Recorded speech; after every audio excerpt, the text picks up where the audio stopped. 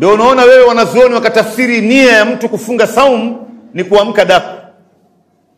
Wewe unaamka daku kwa sababu gani? Unaamka daku ili kesho ufunge. Hiyo ni nia. Ndani ya moyo wako, mimi kesho bwana nitafunga. Ni nia. Hakuna haja tena kama unavyoona katika baadhi ya misikiti mpaka leo.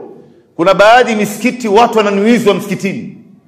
Kila baada ya Isha msikiti unajaa, watu wamekuja kunuizwa.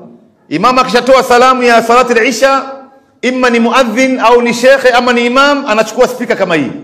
Anaanza kutaja kwa sauti na watu wanaitikia.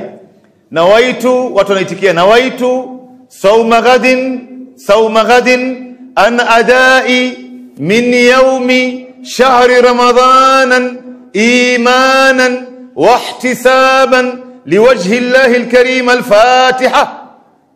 Hii hakuna hii. Watu wenyewe wameyazusha, wala mtume hajawahi kufundisha. Hakuna hadithi hata moja ambaye, wacha ile ambaye ni dhaifu, hata ile ambaye anasingiziwa mtume hamna.